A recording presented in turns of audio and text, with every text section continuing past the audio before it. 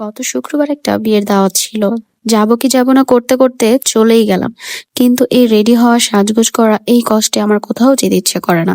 তার সাথে আমার স্কিন প্রবলেম তো আছেই, অ্যালার্জিও আছে, যার কারণে আমি কোনো রকমের কসমেটিক বা মেকআপ ব্যবহার করতে পারি না। আমার ব্রণ উঠে যায়, আর বাহিরে ধুলাবালি লাগলে সাথে সাথে ইনস্ট্যান্ট মুখে ব্রণ উঠে যায়। এর তো কোনো সমাধান নেই। তো এই জন্য আমি ব্যবহার করি এই ক্লিনজারটি। এটাই হচ্ছে আমার স্কিনের মেকআপ, ধুলোবালি আর অ্যালার্জি থেকে বাঁচার উপায়। সারাদিনে চেহারার যে 12টা বাজে, এর থেকে বাঁচার আর কোনো উপায় নেই। আমি কোথাও যাওয়ার আগে এটা দিয়েই মুখ ক্লিন করে যাই, আবার কোথা থেকে আসার পর সাথে সাথে আমি ক্লিনজারটা দিয়ে ফেস পরিষ্কার করে ফেলি। না হলে দেখা যাবে সেদিন রাতেই আমার ফেসে একদম ছোট ছোট গুটি গুটি ব্রণ উঠে গেছে।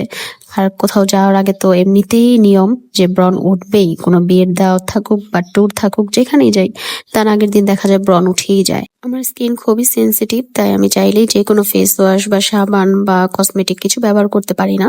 খুব ভেবে চিন্তে আমার স্কিন প্রোডাক্ট চুজ করতে হয়। তো এই ফেস ওয়াশটা, ক্লিনজারটা ইউজ করার পর দেখলাম যে না, আমার মুখে কোনো ব্রণ ওঠেনি, কোনো প্রবলেম হয়নি আল্লাহর রহমতে। তাই আমি এখন এটা সবসময় সাথেই রাখি, কোথাও গেলে যেন আগে ফেসটা ক্লিন করে নিতে পারি, ধুলোবালিগুলো যেন মুখে জমে না থাকে। তো এই ছিল আমাদের স্কিন কেয়ার, মানে মেকআপ আর কি। তো এই যে আমি রেডি হয়ে গেলাম, এটাই ছিল আমার বিয়ের সাজগোজ। কারণ আমি যদি এখন ফেসে কোনো মেকআপ বা কিছু ইউজ করতে চাই, তখন দেখা যাবে ব্রণ উঠে যাবে, আর সাথে অ্যালার্জির চুলকানি তো আসতেই। কি আর বলবো কষ্টের কথা, এই কষ্ট কাউকে বলা যায় না ভাই। তো যাই হোক, রেডি হয়ে চলে গেলাম বিয়ের দাওয়াতে। আর বিয়েটা ছিল খুবই ধার্মিক ভাবে, মানে সুন্নতি বিয়ে বলি আমরা যেটাকে। মসজিদে বিয়ে হয়েছিল।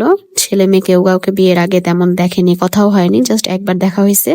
তাই বউয়ের ছবি ভিডিও কোনো কিছুই নেওয়া হয়নি, শুধু বিয়ের খাবারটা দেখালাম, ওদের লোভ লাগাইলাম আর কি, আর কিছুই না।